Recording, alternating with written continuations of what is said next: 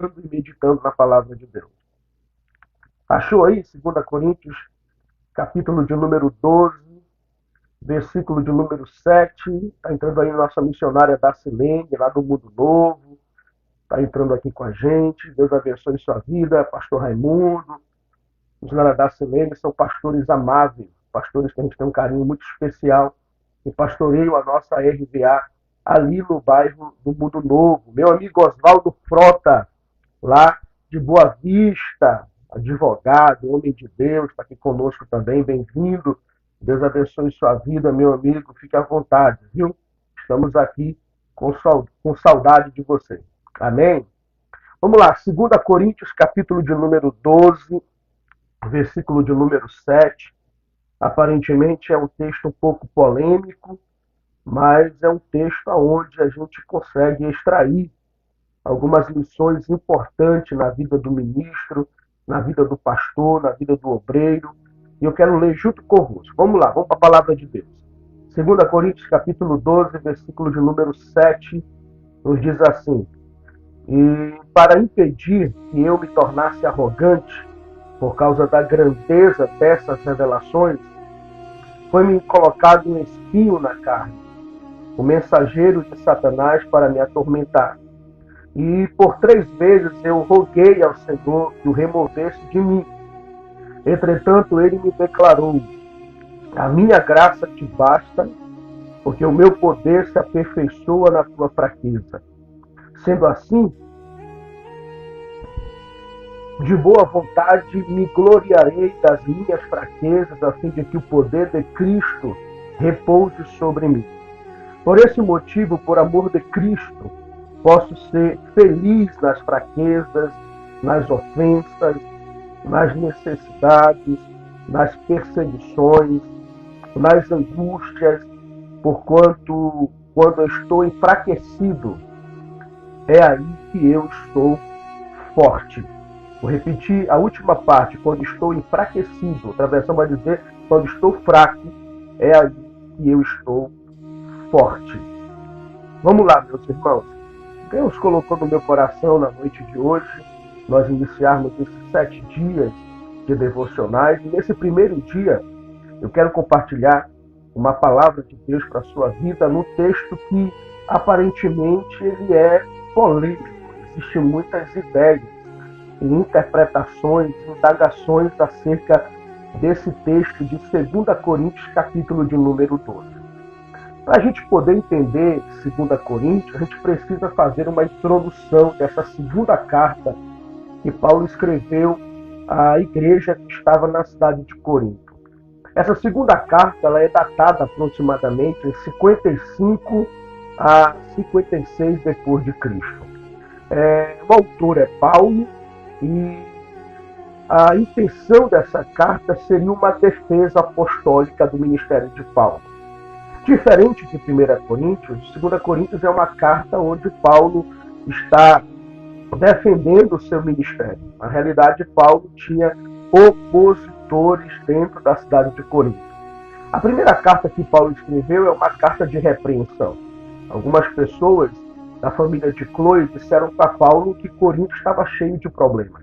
Havia divisão, havia contenda, havia brigas, havia partidarismo, havia imoralidade sexual, havia comida oferecida aos ídolos, havia irreverência com o ato de ceiar, havia problemas com o uso demasiado dos dons, havia dúvidas acerca da ressurreição, e Paulo escreve em 1 Coríntios com o intuito de repreender essa igreja e assim trazer para esses irmãos uma repreensão para que eles pudessem crescer e amadurecer na fé. O resultado da primeira carta foi que muitos não receberam a primeira carta de Paulo aos Coríntios de maneira favorável.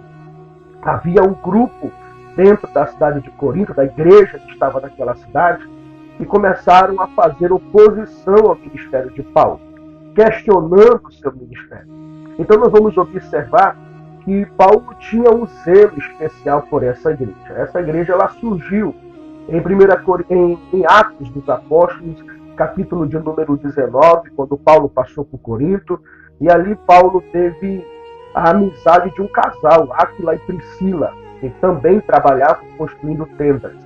Essa cidade era uma cidade que tinha aproximadamente 1.000 prostitutas cultuais, sacerdotisas que vendiam seu corpo para adorar outros deuses pagãos. Além disso, essa igreja ela cresceu, essa igreja ela frutificou. E quando Paulo escreve a primeira carta, eles recebem de uma maneira resistente. Então, Paulo envia Timóteo até essa cidade e Timóteo traz o relatório. Havia alguém em Corinto que era opositor do ministério de Paulo. Essa resistência ela é demonstrada em 2 Coríntios capítulo 2, versículo 5 a 11, capítulo 7, versículo 11. E quando Paulo ele ouviu de Timóteo que havia uma resistência dentro dessa igreja, Paulo decide ir até Corinto, mas é impossibilitado de chegar até essa cidade. Sendo assim, Paulo envia uma carta, que é a segunda carta que Paulo escreveu à igreja de Corinto. A segunda carta é uma carta de defesa, repito isso. Paulo está ali defendendo o seu ministério. E Paulo está falando com essa igreja acerca do seu ministério. Até carta de recomendação da igreja de Jerusalém, esses opositores exigiram de Paulo. E a resposta de Paulo é: vocês são a minha carta escrita. Vocês são a autenticidade do meu ministério. Esses opositores questionavam a unção apostólica de Paulo. Eles diziam assim: Paulo não é tudo isso que vocês acham. Paulo, presencialmente, Paulo é fraco. Mas quando Paulo escreve as suas cartas, Paulo parece ser alguém mais duro, mais firme. Mas na presença do seu corpo físico, Paulo não demonstra essa firmeza de uma maneira total. Essa oposição fez Paulo escrever defendendo o seu ministério. Não é à toa que no capítulo 11, no contexto do capítulo 12, Paulo vai dizer que ele não é inferior aos demais apóstolos, mas que as suas credenciais são o seu sofrimento. Paulo fala: eu sofri 5 quarentenas de açoite menos uma, eu sofri traições, perseguições, naufrágio, passei fome, passei frio, e eu não sou diferente dos demais apóstolos. Paulo está defendendo o seu ministério. Algumas lições que nós tiramos dessa segunda carta que Paulo escreveu aos Coríntios é que nós devemos aprender a lidar com as oposições. Jesus sofreu oposição. Lá no Antigo Testamento, Moisés sofreu oposição. Teve levantes contra a vida de Moisés. Todos os homens de Deus sofreram oposições. Cristo sofreu oposições. Os apóstolos, enfim, todos eles sofreram oposições. E Paulo também sofreu oposição. Se nós não aprendermos a trabalhar com as oposições, nós vamos sucumbir no ministério. Porque nunca, mesmo que possamos nos esforçar, nunca nós conseguiremos agradar a todas as pessoas. Tem gente que não vai gostar de você porque, infelizmente, você fala diferente, ou se veste diferente, ou age diferente. Tem pessoas que vão questionar a sua unção, a sua chamada, o seu ministério, a vocação que Deus te deu, a igreja que Deus te deu, a forma que você fala, a forma que você se veste, enfim. Você precisa aprender a lidar com as oposições. As oposições fazem parte do ministério de todo aquele que Deus escolheu para ministério pastoral, para ministério de serviço, de administração, enfim. Todos nós devemos aprender a lidar com essas oposições. Paulo sofreu oposição. Os homens de Deus sofrem oposições. E tem muita gente que fica sucumbindo no ministério porque, infelizmente, não sabe lidar com as oposições. Perdem o sono, perdem a paz, perdem o sossego porque não conseguem lidar com a ideia de que alguém poderia se levantar contra ele. E é exatamente isso. Quando Paulo escreve em 2 Coríntios, ele está defendendo o seu ministério por conta dos ataques que ele recebia dos falsos apóstolos. Gente, aprenda a lidar com oposições. Tem pessoas que vão se levantar contra a sua vida. Tem pessoas que vão se levantar contra a sua história. Tem gente que vai tentar manchar a sua chamada. Tem gente que vai tentar manchar aquilo que você tentou construir ao longo dos anos. E se você não aprender a lidar com as oposições, você vai sucumbir, você vai parar, você vai desistir, porque tem muitas pessoas que não conseguem lidar com isso. E como é que Paulo vai agir? Gente, Paulo defende o seu ministério. A Bíblia, ela não esconde as fraquezas humanas. Pelo contrário, as Escrituras é o texto que mais mostra a fraqueza dos homens com a onipotência de Deus. A Bíblia nunca tentou passar pano em cima da fraqueza do ser humano. Pelo contrário, a Bíblia sempre mostrou que o homem é fraco, mas aquele que nos chamou é todo poderoso. Então Paulo sente a oposição. Quem não sente? Quem não chora? Quem não pensa em parar por conta das oposições?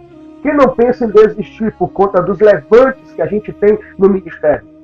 Quem não pensa em abandonar aquilo que Deus lhe deu? Há momentos na vida da gente que a gente pensa em desistir. Há momentos na nossa vida que a gente pensa em largar. É normal. Isso faz parte. Isso mostra que Deus decidiu colocar em vasos de barro a essência da sua glória.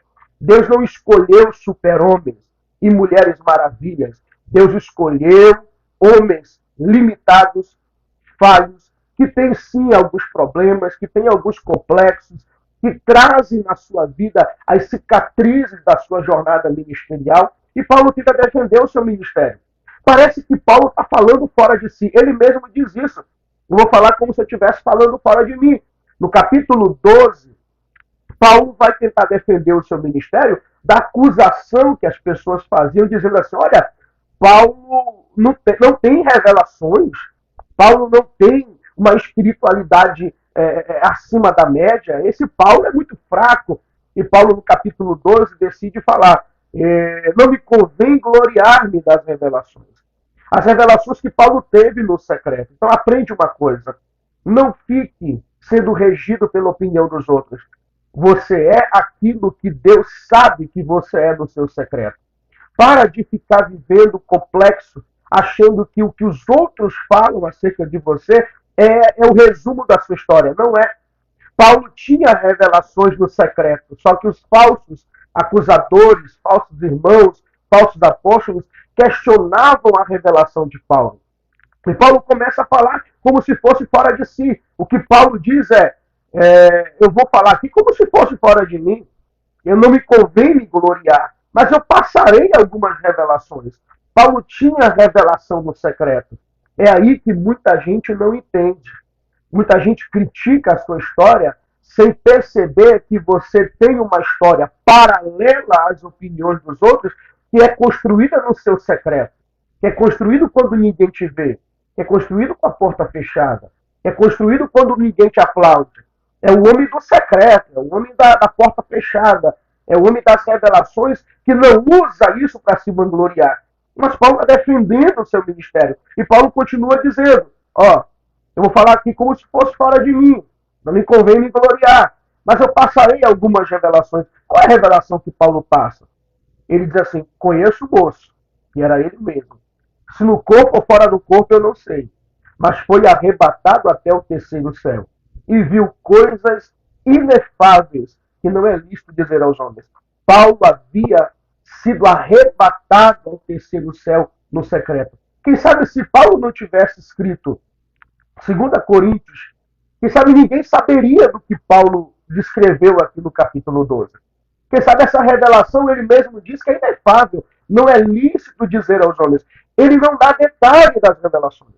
Ele não diz o que ele viu no céu. Diferente do apóstolo João, que disse o que viu, Paulo não. Paulo termina dizendo, são coisas inefáveis. Eu não vou contar, mas eu conheço alguém que no secreto foi arrebatado ao terceiro céu. Eu conheço alguém que foi arrebatado, se no corpo ou fora do corpo, eu não sei, mas eu tenho uma convicção. Ele foi ao terceiro céu. Esse é Paulo. Paulo tinha revelações no secreto. Paulo tinha revelações que não precisou contar para ninguém até esse exato momento, que ele conta que foi, mas ele não fala o que viu. Entenda, gente, você não precisa querer justificar diante dos homens aquilo que Deus te revelou no secreto. Você não precisa exigir das pessoas uma honra que Deus já te deu a honra de dar para você aquilo que ele não deu para ninguém. Existem muitas pessoas que ficam tentando ser reconhecidas pelas revelações, reconhecidas por aquilo que Deus dá. Tem coisas que é para você. Tem coisas que você não precisa contar para ninguém. Há momentos na sua vida que você precisa dizer, é inefável, é eu e Deus. Eu e Deus, somente eu e Deus. Paulo não conta os detalhes. Mas sabe o que Paulo me chama a atenção nesse texto? Que eu quero compartilhar com você nessa live rápida, uma palavra para sua edificação. E eu sei que tem pessoas que precisavam ouvir o que eu estou falando. Entraram nessa live desanimados e que precisam ouvir o que Deus vai falar na noite de hoje. Paulo aqui diz, no versículo de número 7, que existia algo nele que foi colocado para que ele não se exaltasse das revelações que Deus havia lhe dado. Paulo revela aqui que existe algo nele que foi colocado, algo que ele estava sofrendo, algo que ele não suportava, mas que ele tinha orado para Deus tirar. Isso por 3 vezes Paulo orou, mas a resposta foi contrária. Paulo diz, no versículo 7, que o espinho na carne foi colocado para que ele não se exaltasse das revelações. E tem muita gente que se pergunta o que seja esse espinho na carne de Paulo. Se você pegar o texto grego e você observar a palavra usada nesse texto, é a palavra skolops, que era uma estaca de tormento afiada, a palavra sarque, que pode ser traduzido também literalmente como carne, como corpo, era algo que atormentava Paulo, algo fino colocado na sua carne com o intuito de que todas as vezes que Paulo tentasse se exaltar pelas grandes revelações que Paulo recebeu, era como se Deus pegasse a ponta do dedo e tocasse no espinho e dissesse assim, lembra que você é carne, lembra que você é limitado, lembra que as revelações que eu te dei é infinitamente por causa da minha graça. Você não foi levado ao terceiro céu porque você é bom, porque você é perfeito, porque você é melhor do que alguém. Você foi levado por graça. Lembre-se que você não foi escolhido para ser o grande apóstolo Paulo pelos seus méritos. Foi por graça que eu te chamei. E às vezes Deus permite que os espinhos da vida entrem na nossa carne para que a gente não se orgulhe daquilo que Deus tem nos dado. Às vezes Deus permite os espinhos na minha e na sua história para que você nunca esqueça de onde foi que Deus te tirou. Para que você nunca esqueça que tudo isso é graça, que tudo isso faz parte de um projeto da graça de Deus. Graça ali, rares, é favor imerecido. Você não merecia e Deus faz com que os espinhos da carne venham sobre você, para você nunca esquecer que tudo que você tem, que tudo que você recebeu de Deus, que tudo que Deus tem te proporcionado é exatamente por conta da graça de Deus. Graça, favor imerecido. Paulo sofria com o espinho. Aí vem a indagação de muita gente. O que vem ser esse tal de espinho na carne de Paulo? Nós falamos agora há pouco no grego a palavra skolops sarke, que vem ser estaca de tormento na carne. Alguns estudiosos afirmam categoricamente que o espinho da carne de Paulo seria uma enfermidade que Paulo enfrentava. Essa ideia ela é mais reforçada quando você lê Gálatas, capítulo de número 4, no versículo de número 12 até o versículo 15, onde Paulo fala de uma possível enfermidade que ele tinha e que isso trazia um certo desprezo de outras pessoas. Lá no versículo 15, o texto mostra que esse problema poderia ser na sua própria vista. Ele diz aos Gálatas que, se fosse possível, os Gálatas arrancariam os seus olhos e daria para Paulo. Ou seja, havia algo no corpo de Paulo que trazia para ele uma certa vergonha e desprezo de quem lhe via. Quem sabe poderia ser uma dificuldade de visão por conta da manifestação de Deus no caminho de Damasco, quando Cristo brilhou ali como luz. Não sabemos, é certo, o que é exatamente 100%. Mas essa tese ela é reforçada por conta da ideia que Paulo nos dá em Gálatas capítulo 4, versículo de número 13 até o versículo de número 15. Paulo tinha algo no seu corpo que muita gente desprezava e que ele orou para Deus tirar. Ele clamou para Deus arrancar. E é aí que está o grande mistério. Deus é o Deus que permite que o justo sofra.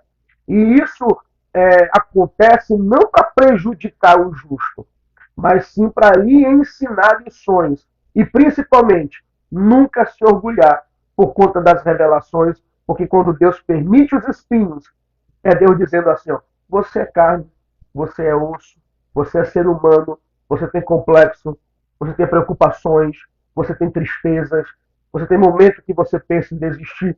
Isso faz parte da sua natureza humana. É Deus dizendo, eu sou Deus, você é humano.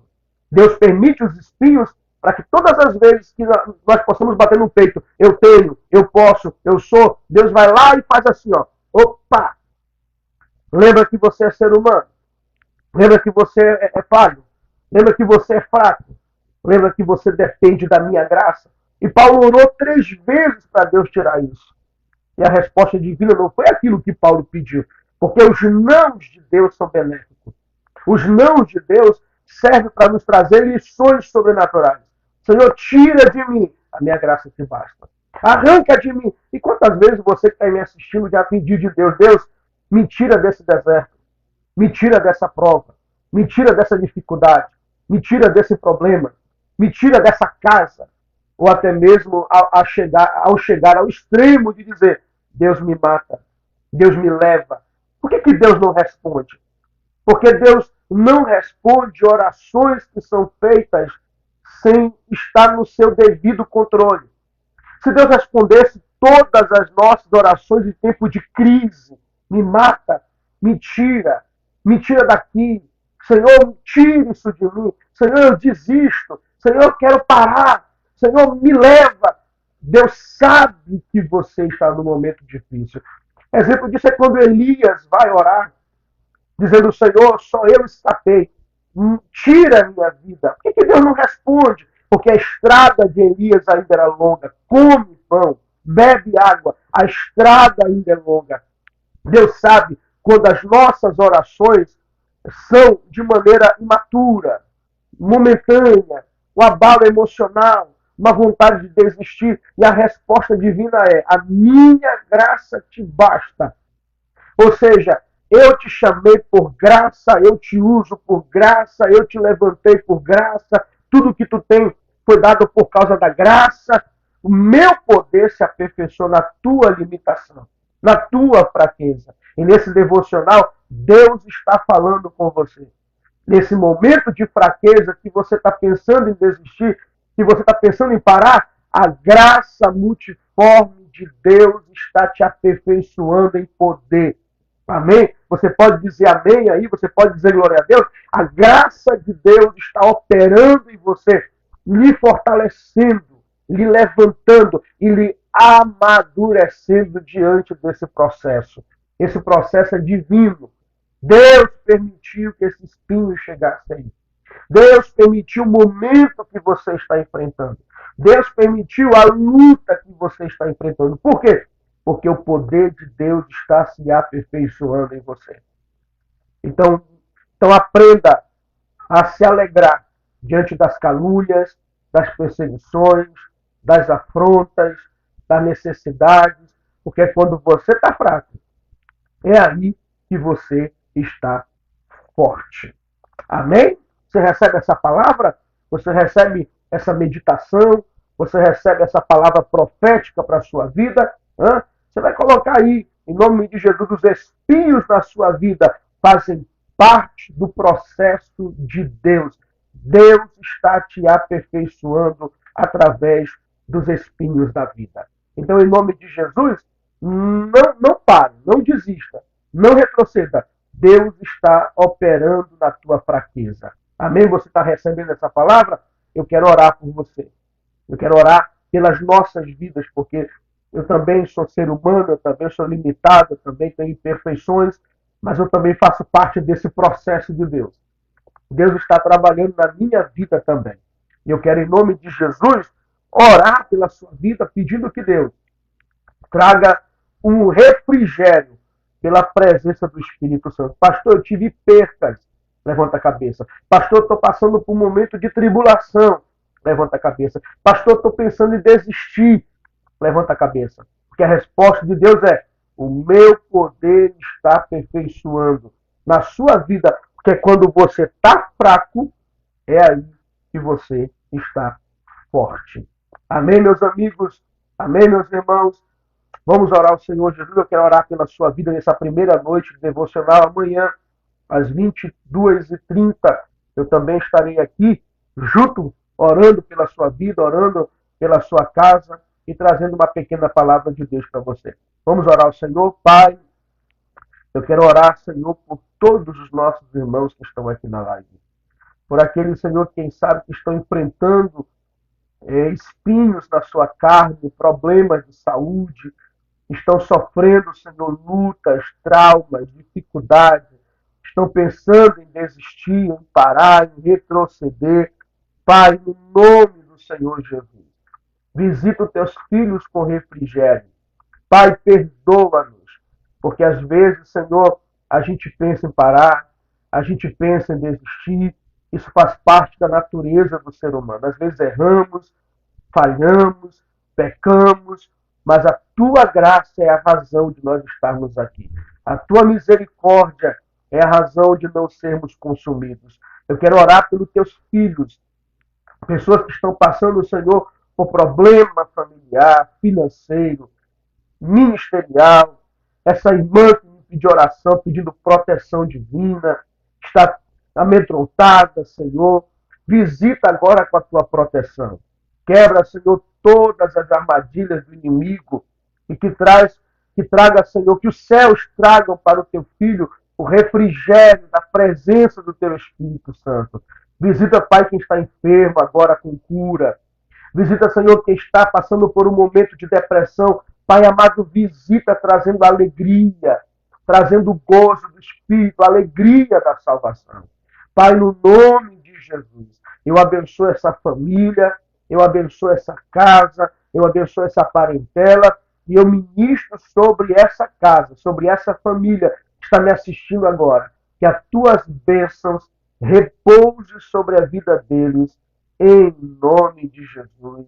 Amém e amém. Deus abençoe a sua vida, Deus abençoe a sua parentela, em nome do Senhor Jesus. Vou deixar essa live aqui salva. Compartilha com alguém que não assistiu. Compartilha com alguém que está precisando dessa palavra. Deus abençoe a sua vida. A paz do Senhor Jesus.